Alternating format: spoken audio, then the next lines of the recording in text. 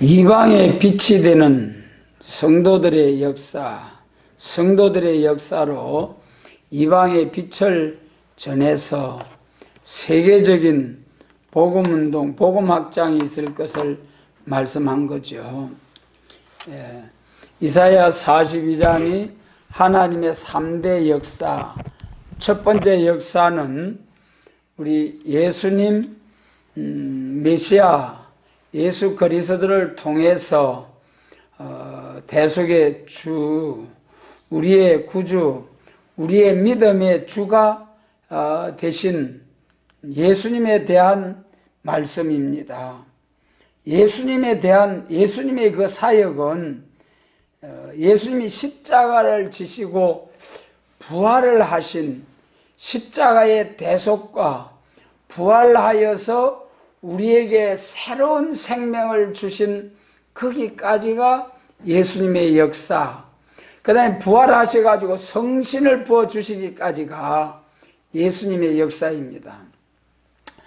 그 다음에 성령 강림을 통해서 성신 받은 성도들을 통해서 땅끝까지 온 세상에 천국 복음을 전하는 것이 그 다음에 이제 이방의 빛이 되는 성도들의 역사고요. 두 번째 역사죠.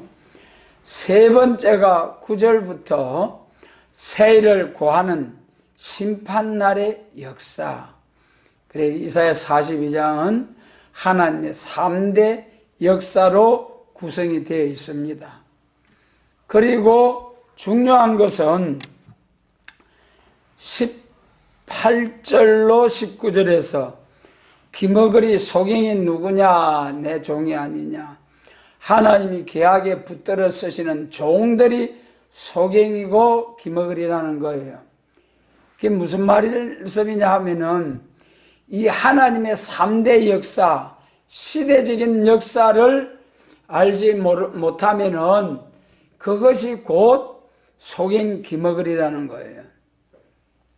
잘 아시는 말씀 마태복음 24장 42절로 47절 깨어서 예비하여 때를 따라 양식을 나눠주는 자의 복. 여러분 아무리 위대하고 큰 종으로 쓰임을 받았다고 해도 시대적인 역사가 바뀌어지는 이 전환기에 있어서는 그 하나님의 시대적인 역사에 따라서 발전이 되어지고 계획이 되어져야 되는 거예요. 그때 그 사명을 따라서 그 사명에 따라서 발전 계획이 되어지지 못하면은 오히려 그 열심히 하나님을 대적하는 대적이 되고 말 수가 있다는 거예요. 그것이 초림주로 오셨을 때에 예루살렘 교회의 대제사장과 당국자들, 그 사람들이 율법시대에서 은혜시대로 이 전환되는 그런 과정이 아니었더라면은 당연히 제사장과 예루살렘 성전에 이제 서기관 바리새인 제사장 이 모든 사람들이 율법에 의해서 제사를 드린 것은 합법이 되는 거죠. 그러나 이 법이 바뀌고 시대가 바뀌는 전환기에 있어서 그 하나님의 시대적인 역사에 순응하지 못하면은 오히려 하나님의 대적이 되는 거예요. 그때는 율법을 버리고 십자가의 법, 모세의 율법을 버리고 예수님의 십자가의 법을 쫓아가야 되는 건데 이것을 거부하고 예수 그리스도의 십자가의 법이 나왔는데 우리 주님의 십자가의 법이 나왔는데도 끝까지 거절하고 율법을 고집한다면은 이제는 법이 바뀌었기 때문에 아무리 율법을 잘 지켜도 그것은 불법자가 되는 거예요. 초림주로 오셨을 때에 그 역사가 영적 이스라엘 기독교 종말에 재림하실 주님을 영접할 시기에 예표가 되는 거죠.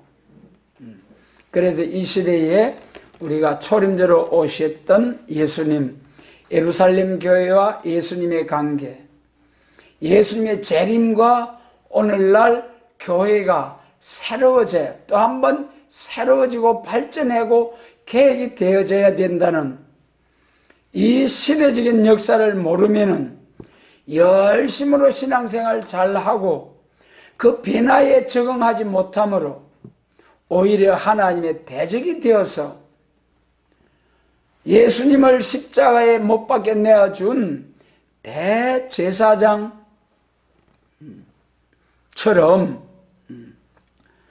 참으로 하나님을 대적하는 자가 될 수 있다, 그 말씀이죠. 그래서 오늘 이 본문 말씀 5절로 7절 말씀을 통해서 이방의 빛이 되는 개혁, 이제 율법을 가지고 민족 종교를 이루었습니다만은 이제 하나님의 정하신 뜻이 정하신 때가 되어서 세계 민족을 구원해야 할 그런 정하신 때가 되어서 민족 종교, 민족의 그 국경을 넘어서 세계적인 종교로 발전하게 되는 것이 4절로 5절의 말씀입니다. 강의서를 보면은 이 교훈을 세계가 하게 되는 것은 하나님께서 택한 종들에게 신을 부어 주어서 백성의 언약과 이방의 빛이 되게 해서 흑암이 깊은 마귀 권세 아래서 해방을 받고 나오게 한다 그랬습니다. 세계가 예수님의 그 교훈을 앙망하게 되는데 택한 종들에게 신을 부어주신다. 본문 이제 5절을 보면은 하늘을 창조하여 펴시고 땅과 그 소산을 베푸시며 땅 위의 백성에게 호흡을 주시며 땅에 행하는 자에게 신을 주시는 하나님 여호와께서 이같이 말씀하시되, 그러니까 우리 사람의 생명과 호흡을 주관하시는 이가 하나님이시라는 거예요. 절대로 우리 스스로고 자연히 우연히가 아니라 절대적인 주권자 하나님의 섭리 속에서 우리가 나고 살고 죽고 여러분 흥하고 새하고 전부 다가 하나님의 장중에서 하나님의 섭리 속에서 역사의 수레바퀴가 굴러가고 있다는 거예요. 그런데 그 중에서 땅에 행하는 자에게 신을 주시는 하나님, 이것이 이제 사도행전 2장입니다. 그 5절에다가 사도행전 2장 1절하고 요엘서 2장 28절. 사도행전 2장에 예수님이 성천하신 후에 성천하시면서 당부하셨어요. 너희는 예루살렘을 떠나지 말고 아버지의 약속하신 것을 기다리라. 그리고 성령의 권능을 받고 땅 끝까지 이르러 내 증인이 되어야 하리라 그랬어요. 그래서 그 120명의 성도들이 예루살렘 다락방에 가서 전혀 기도했지요. 그리고 이제 50일 되는 성천하신 후 열흘 동안 기도했어요. 전혀 기도했을 때 사도행전 2장에서 불의 혀와 같이 성령이 쫙 임하게 되므로, 여러분 얼마 전에 그 제자들이 예수님과 함께 동행하면서 뭐라고 했습니까? 마지막 만찬석에서 다른 제자들이 다 버릴지라도 나는 버리지 아니하겠습니다. 다른 제자들도 다 이와 같이 말하니라. 그랬지만은 어떻게 됐습니까? 잡으러 오니까 다 도망갔죠. 로마 군병이 잡으러 오니까. 또 예수님이 십자가를 지고 그 힘든 골고다를 향하여 나갈 때 그 대신 십자가 진 사람이 구레네 시몬 구레네 시몬 이름도 없던 이름도 없이 빛도 없이 십자가를 향하여 구경꾼으로 따라가던 시몬이 예수님의 십자가를 대신 져주는데도 제자들은 아무도 없었습니다. 예수님이 십자가에서 그 고통의 물과 피를 흘리시는데도 사도 요한만 그 밑에서 여자들로 더불어 주님을 바라보고 있었습니다. 다 도망갔어요. 그리고 부활하신 후에 예수님이 숨어있는 문을 걸어 잠그고 자기 스승도 잡아서 저렇게 못 박았는데 또 우리도 죽게 생겼구나, 잡히면 죽게 생겼구나 무서워서 문을 콱 걸어 잠그고 다 있는데 부활하신 날 저녁에 다 문을 열지도 않고 영체의 몸으로서 싹 들어와서 근심 중에 있는 제자들을 향해서 성령을 받아라, 너희에게 평강이 있을지어다 그러면서 이제 주님이 또 찾아오시고 그러면서 이제 마지막 사명을 주고 이제 주시고 성천을 하셨는데, 그러고 난 후에도 또 제자들이 부활하신 후에 나타나셔서 사명을 주기도 하시고, 부활하기 전에도 베드로를 불러서 네가 나를 사랑하느냐, 사도 요한에게 내가 올 때까지 머물러 두겠다 이렇게 각각 사명을 주셨는데도 다 도망가서 다시 또 디베랴 바닷가에 고기잡이하러 갔잖아요. 그렇게 비겁하고 그렇게 이제 예수님을 향하여 맹세를 했던 사람들이 다 도망갔지만은 이 오순절에 임한 성신의 역사를 통해서 성신이 임하기 전에는 그렇게 비겁하고 예수님을 모른다고 부인하고 그렇게 열심으로 예수님이 특별히 12제자 중에 3사람을 특별 관리를 해서 사랑해 주셨는데도 모른다고 부인하고 3번이나 부인하고 그랬던 사도들, 여기 본문 5절에 있는 말씀대로 땅에 행하는 자에게 신을 주시는 하나님, 이 말씀대로 요엘서 2장에 있는 만민에게 약속하신 성령이 쫙 임하니까 여러분 이렇게 비겁하고 겁쟁이 베드로가 어떻게 됐습니까?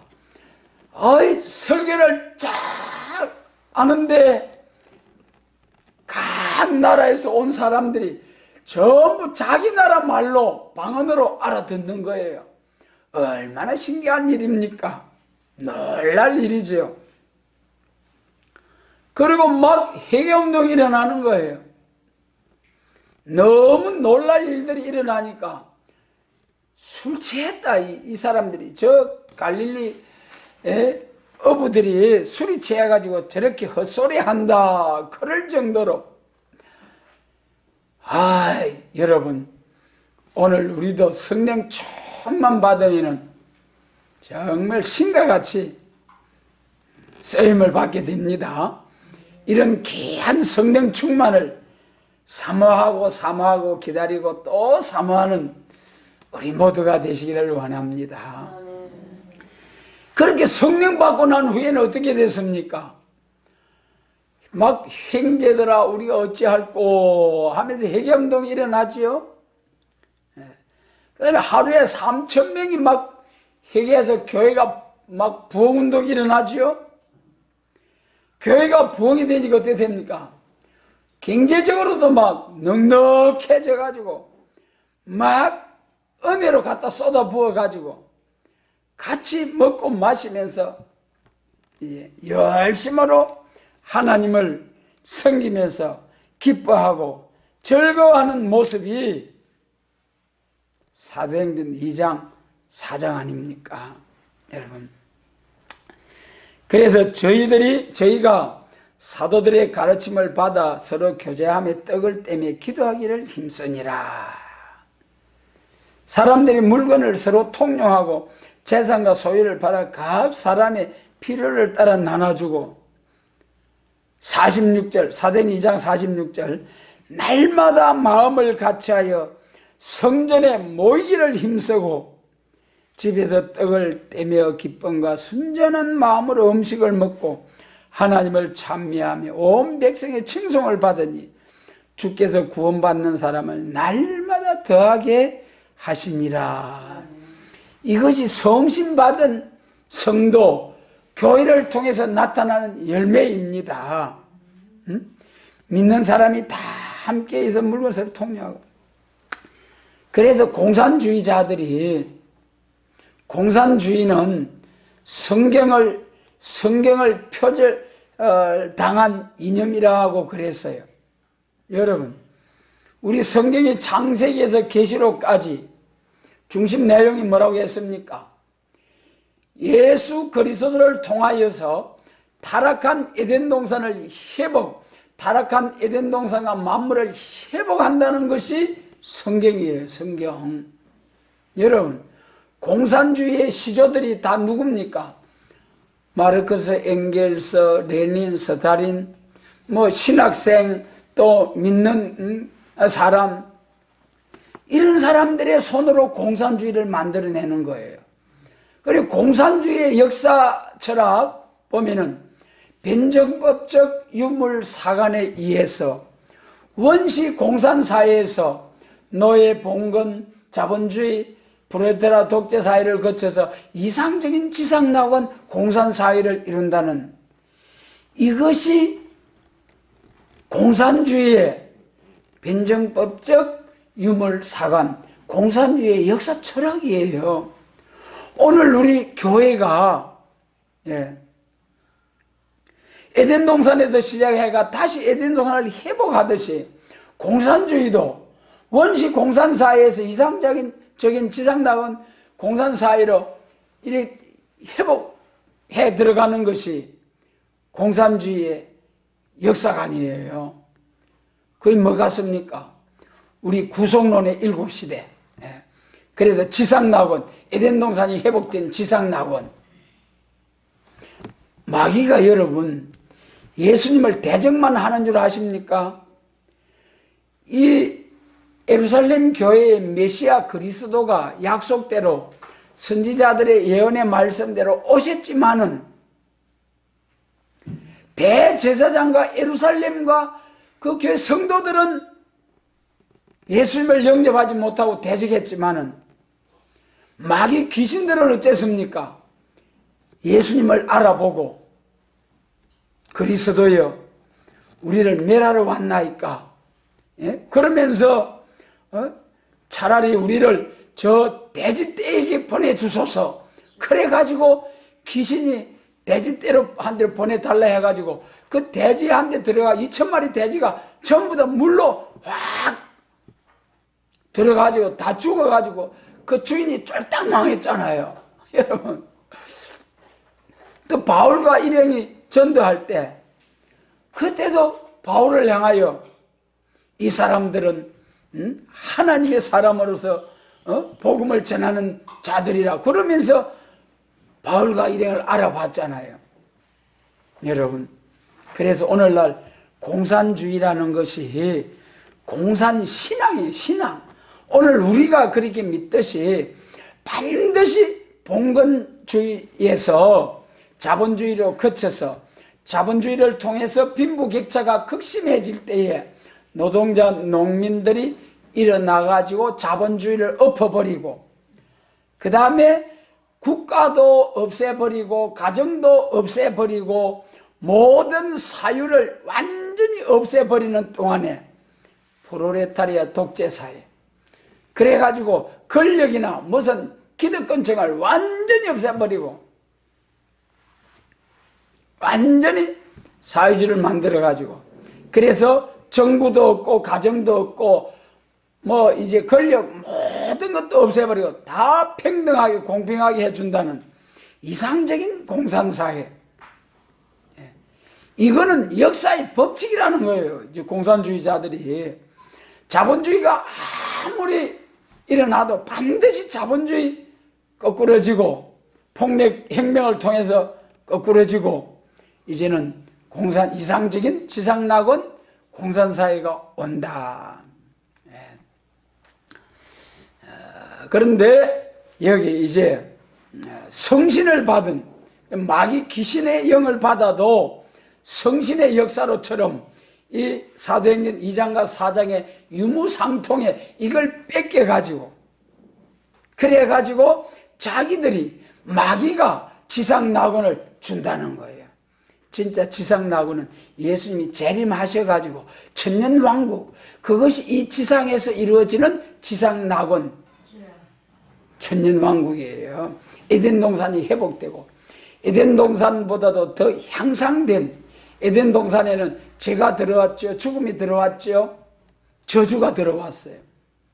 그러나 예수님 재림하셔서 이루어지는 천년 안식일의 왕국은 여러분 다시는 저주가 없습니다. 1000년 동안은. 그래서 이것이 성신받은 자에 의해서 이루어지는 거예요. 그래서 이 5절의 말씀처럼 신을 주시는 하나님 여호와께서 나 여호와가 의로 너를 불렀은저 그랬습니다. 여러분, 우리가 의로 너를 불렀은저 하면은 생각해야 될 말씀이 어디입니까?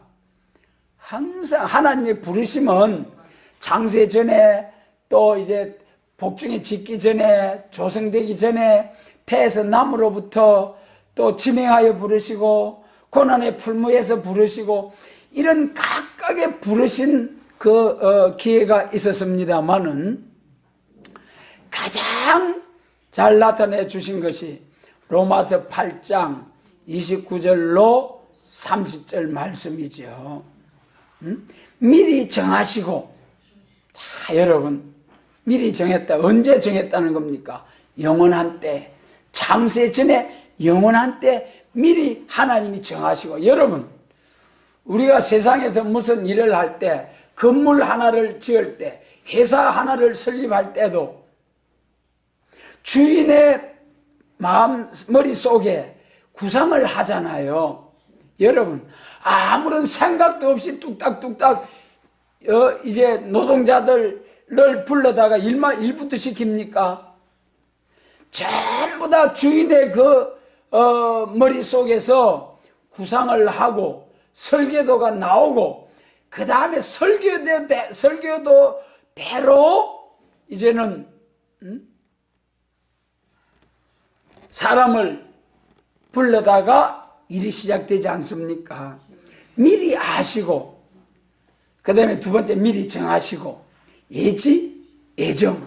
하나님이 미리 아시고, 알파와 오메가 하나님이 처음부터 끝까지를 다 아시고 정해 놓으시고, 그대로 하나님께서 미리 아시고 정하시고, 그 다음에 또 뭐라 했습니까?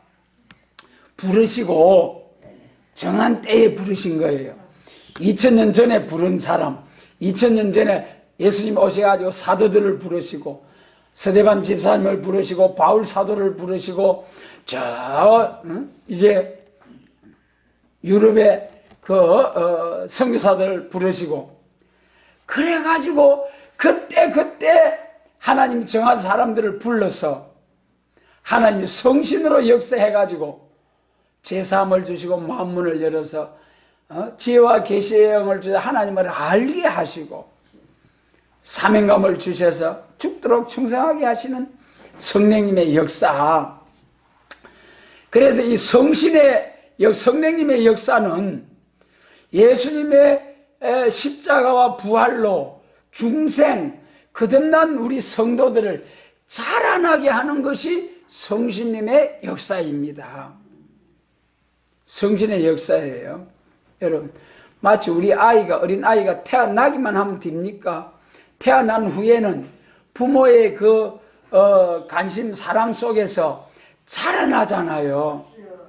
그 보살핌 속에서.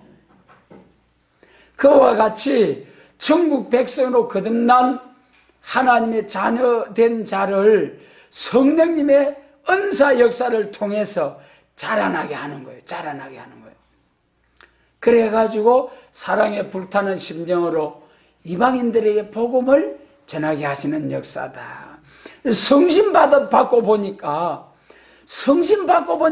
사랑에 불이 타는 거예요. 이 내가 값없이 공로 없이 구원을 받았으니 이 값없이 공로 없이 믿기만 하면 구원을 받아서 천하보다 귀한 생명이 천국 백성 하나님 나라가 부흥케 되는데 그 사랑의 심령을 가지고 복음을 전하게 되는 거예요. 순교하기까지. 자기 목숨, 예수님이 자기 목숨 버려서 인류를, 택한 백성들을 구원하심과 같이 사랑에 불타는 심령으로 충만해지면은 순교 사상을 가지고 복음을 전하게 되는 거죠. 그래서 의로 부르셨다. 그래서 미리 아시고 정하신 사람을 정하신 때에 하나님이 부르신다는 거예요. 여러분, 참 이 말씀이 얼마나 감사한지요.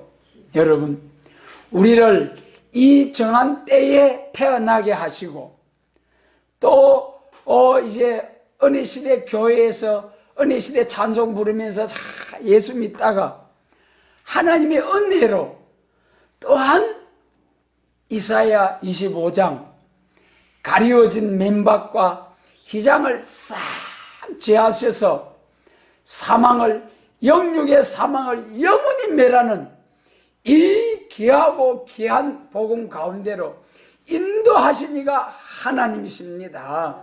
여러분, 잘 아시는 말씀, 이제 잠언 16장, 너희가 마음으로 계획할지라도 발걸음을 인도하시는 이가 여호와 하나님이시라. 할렐루야. 여러분, 오늘 우리가 이 자리에서 새 노래를 부르고 이후에 마땅히 될 아름다운 소식의 이 복된 말씀으로 감사와 영광 예배를 드리게 되는 것이 주님의 인도하심입니다. 아멘.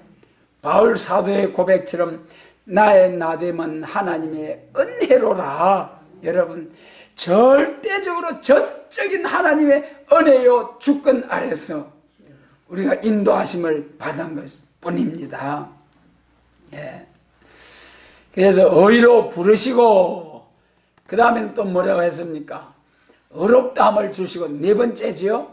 어렵다함을 주시고. 여러분, 우리가 세상에서는 어렵다함을 하는 사람들이 많이 있을 수가 있어요. 가짜로 사기꾼들도 자기를 감추고 모략적으로 어렵다함을 그런 이제 순간적으로 의인처럼 행사할 수가 있습니다만은 하나님 앞에 범죄한 아담과 하와의 원죄 아래 태어난 후손으로서 살아가면서 또 하나님 금하신 행제를 미워하면 살인죄요, 탐심은 우상숭배요, 음욕을 품는 자마다 간음자요, 이런 엄격한 하나님의 말씀 앞에 어렵다 할 자가 누가 있겠습니까? 그래서 로마서 3장 10절에서 의인은 없나니 하나도 없도다. 의인은 없나니 하나도 없도다. 그러면 전부 다 죄인이라는 거잖아요. 죄의 싹은 사망이니라. 죄의 싹은 사망.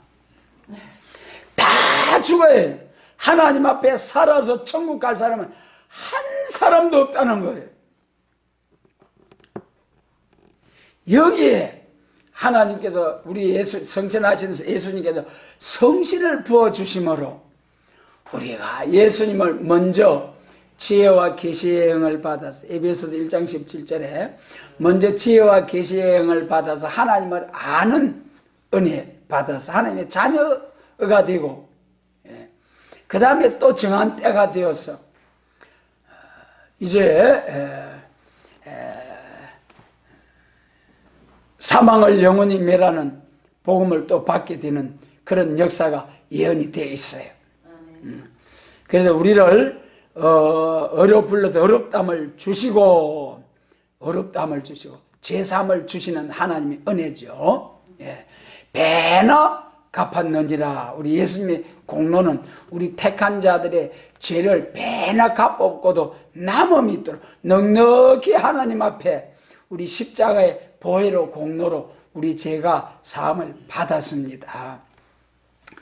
그래서 예수님의 십자가의 의로 이제 어렵다함을 받고 또 심판의 영과 소멸의 영으로 피까지 청결케 하는 하나님의 강권 역사를 받아서 육신의 몸의 원죄도 깨끗이 함을 받고 그래가지고 하나님 앞에 그 다음에 마지막 로마서 8장 30절에 영화롭게 하셨느니라. 할렐루야. 여러분, 지금은 힘들고 괴로워도 하나님은 영화롭게 하셨습니다.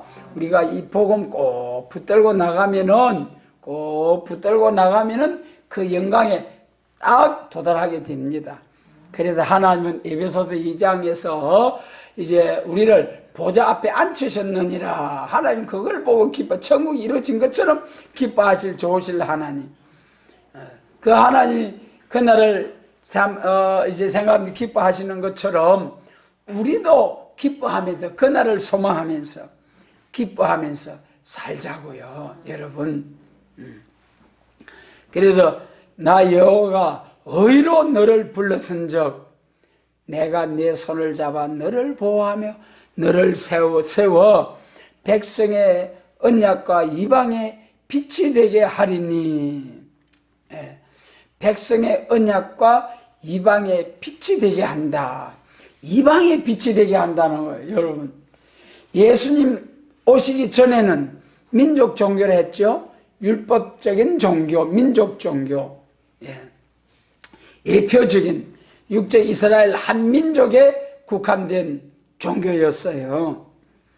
그런데 이제 율법 시대에 기록된 선지자들을 통해서 기록된 이 말씀은 이제 예수님 오시고 나면은 그 다음에 성도들을 통해 성신을 부어 주셔가지고 이방인들이 하나님께로 돌아오는 복을 받는 이방의 빛이 되는 역사가 있다. 할렐루야. 요 빛도 우리 3대 역사가 있죠. 창조의 빛, 창세기 1장, 생명의 빛, 요한복음 1장 4절. 여기다가는 요한복음 1장 4절, 6절에다가 이방의 빛이 되는 요거는 생명의 빛이에요.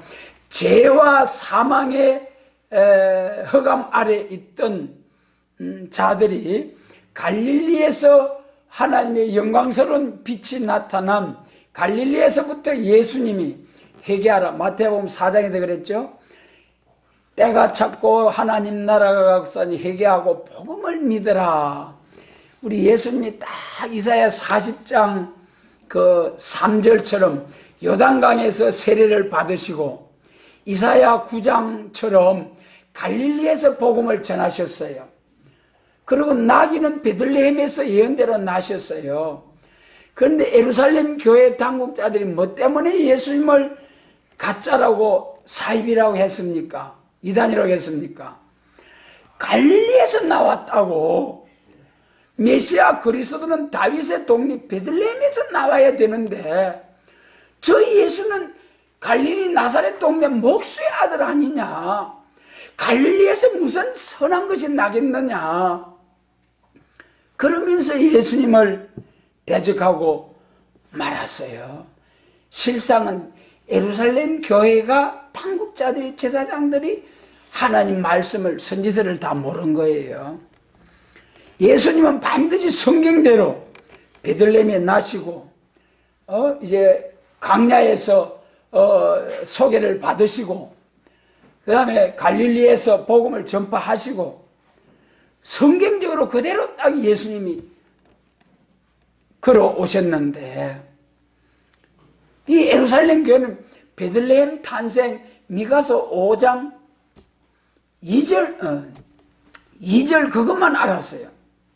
미가서 5장 2절만 알았어요. 그러니까 예수님 재림하실 때도 마찬가지입니다. 선지서 중에 초림주만 알고 재림주에 관한 선지 예언의 말씀은 모르는 거예요.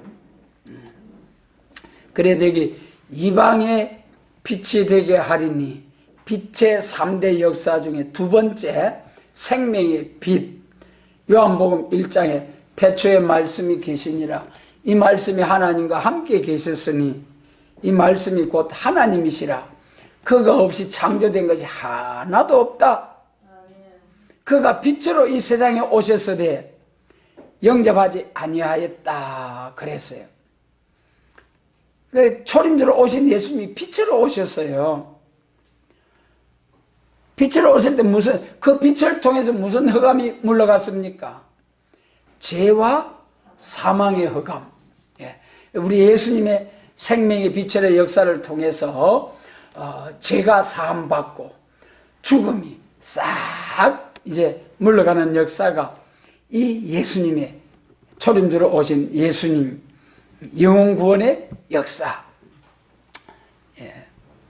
그다음에 말씀의 빛은 이제 이사야 59장 19절부터 이사야 60장 동방에서부터 일어나는 빛의 역사죠.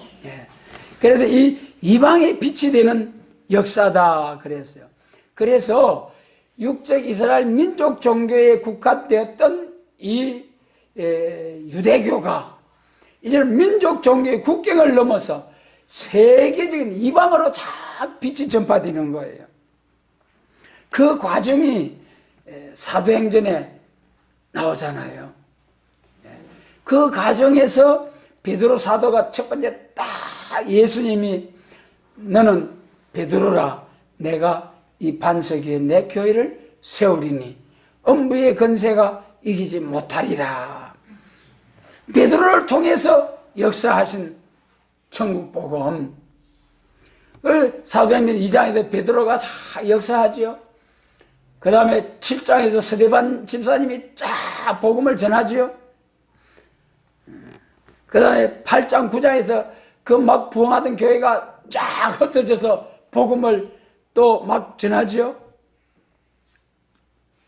그 다음에 9장에서 바울 사도가 나와가지고 또 바통을 받아가지고 막 완전히 돌아서서 기독교를 핍박하던 바울 사도께서 복음을 핍박을 받으면서 순교하기까지 복음을 전하시고, 그리고 이제 참으로 바울 사도께서 사도행전 16장에서 그 아시아에서 소아시아에서 여기저기 복음을 전하는데 유럽에서 아시아에서 복음 전하는 것을 성령님이 감독이 허락지 않으셨어요. 그런데 한상에 보니까 유럽에서 이리로 건너와서 우리를 도우라. 그래서 이야 저리 건너가야 되겠구나. 하나님 뜻이 저기 있구나. 그랬어요. 우리를 도우라. 그래가지고 유럽으로 건너가가지고 복음을 전하면서 나중에 사도행전 19장에서 내가 로마도 보아야 하리라. 로마도 보아야 하리라. 이제는 로마에까지 가서 복음을 전해야 되겠다는 그런 꿈이, 하나님 그런 꿈을 주신 거예요. 그래서 사도 바울이 열심으로 전해가지고 이제 로마로 가야 되겠다. 그래가지고 마지막 3차 여행을 마치고 이제 마지막으로 예루살렘에 들러서 인사하고 로마를 가야 되겠다. 그래 갔는데 거기서 예언대로 예루살렘에 가서 잡혀가지고 죄인의 모습으로 로마로 가서 복음을 전하게 됐죠. 로마로 가가지고 그 복음이 유럽으로 쭉 전파되고, 그 다음에 거기서 가톨릭으로 쭉 이제 16세기까지 종교개혁이 이르기까지 쭉 내려왔어요. 유럽에서. 그 다음에 이제 그 유럽에서 기독교인들이 핍박을 피해가지고 저 아메리카로 배를 타고 신대륙을 발견해가지고 그리 가서 이제 돈도 벌고 복음도 전하고 막 핍박을 피해서 간 거예요. 그래서 유럽에도 복음이 전파되어가지고 독일, 프랑스, 영국 막 됐는데 스페인, 포르투갈 이런 데서 해양 세력들이 나와가지고 아프리카로 막 복음을 전했어요. 그런데 대표적인 것이 미국으로 건너간 청교도 신앙, 그 다음에 남미로 또 건너간 사람들이 있었어요. 그 시대에.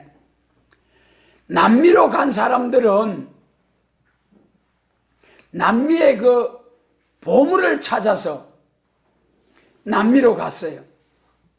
그리고 북미로 간 사람들은 신앙의 자유를 위해서 미국으로 건너가 가지고 하나님 제1중심주의로 가정, 학교, 병원, 가정, 이제 교회를 세우고 나라를 세웠어요.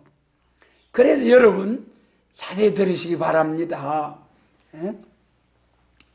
보물을 찾아간 남미로 간 사람들은 그 지금 남미에는 보면 가톨릭 국가들로 돼 가지고 거리로 간 사람들은 신앙도 변질된 신앙, 경제적으로도 별로 이제 크게 두각을 나타내지 못한 그런 남아메리카가 되었어요. 신학적으로도 보면은 남미에서 해방신학이 나왔어요. 유럽에서 정통적인 그 신앙, 종교개혁을 통해서 신앙이 나오게 됐죠. 그런데 이 남미에서는 해방신학이라는 게 나와요. 뭐 간단히 말씀드린 그 해방이라는 것은 우리 기독교 해방은 뭡니까? 예수님의 십자가 대속으로 죄에서 해방인데 이 남미의 해방신학은 가난에서 해방받는 것이 신앙이다. 그런데 우리 우리는 예수님의 십자가 대속으로 우리 죄에서 해방 주는 예수님이시다, 구주시다. 그런데 그 사람은 예루살렘에 예수님이 올라가셔가지고 비둘기 팔고 짐승 파는 그 상을 둘러엎고 막 쫓아내고 차버리고, 그래서 우리 예수님이 이제 백성들을 선동을 해서 기성 세력을 타파한 혁명가 예수 그리스도, 그래가지고 남미 해방신학은 폭력 투쟁을 통해서 가난에서 해방시켜야 된다. 그게 뭐하고 똑같습니까? 공산주의잖아요, 공산주의. 그게 남미에서 나온 해방신학이라는 것은 공산신학, 공산주의 신학, 공산주의 종교예요, 공산주의 종교. 그것이 신앙이란 이름으로 기독교에 들어와가지고,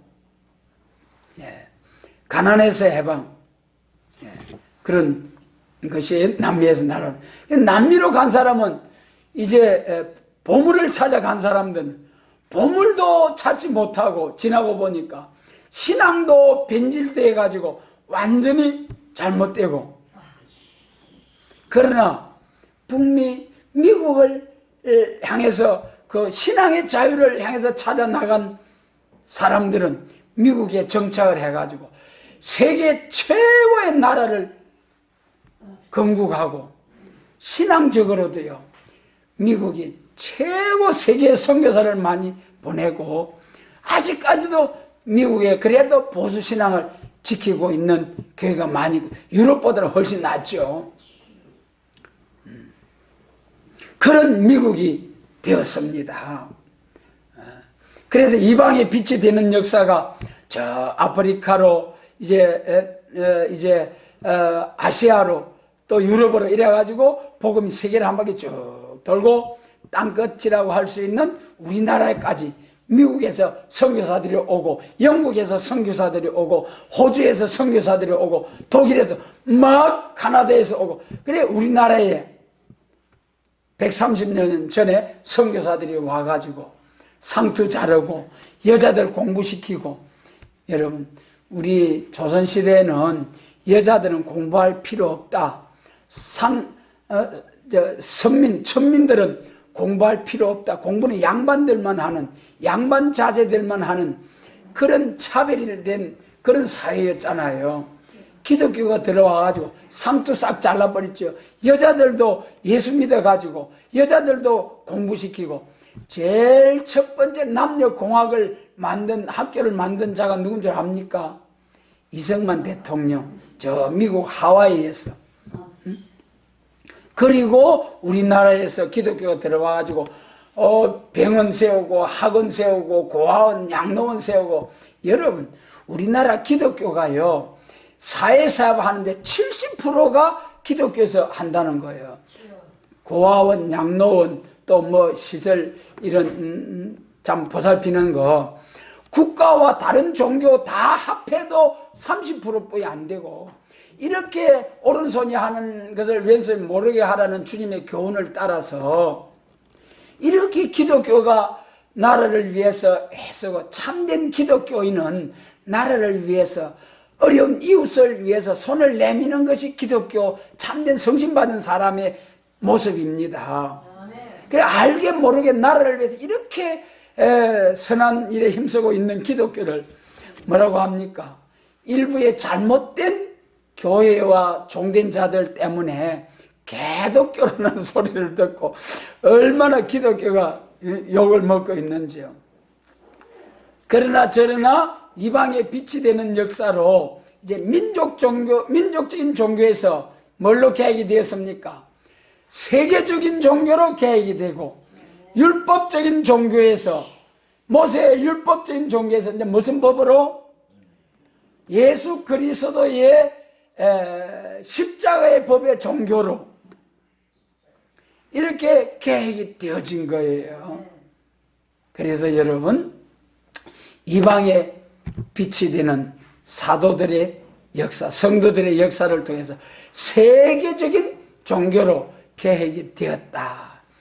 그래 여기서 끝나는 것이 아니고 이제 앞으로 또 한 번 더 남았죠. 뭘로 개혁이 되어야 합니까? 이제는 세계적인 종교가, 세계 통일, 영혼 구원의 종교가, 영육 구원의 종교, 사랑과 용서와 이제 은혜 시대의 종교가 심판 있는 평화를 위한 강한 이방을 판결하고 참된 평화, 그리스도의 천년 왕국을 이루는 종교로 또 한 번 개혁이 되고 발전될 것이 남아 있습니다. 그것이 9절 이하의 말씀이죠. 우리가 이 시대적인 하나님의 섭리 속에서 예정된 시대적인 역사, 이걸 잘 알고 거기에 순응하면서 신앙생활을 해야 된다. 더구나 전환기에는 더더욱 중요하다. 지금은 세계적인 종교에서 세계 통일 종교로 또 한 번 개혁되어져야 할 시기에 있다는 것, 우리가 각성하고 깨달아 가지고 이 복음을 가지고 다시 연해야 할 사명자들로 세움받게 되기를 원합니다.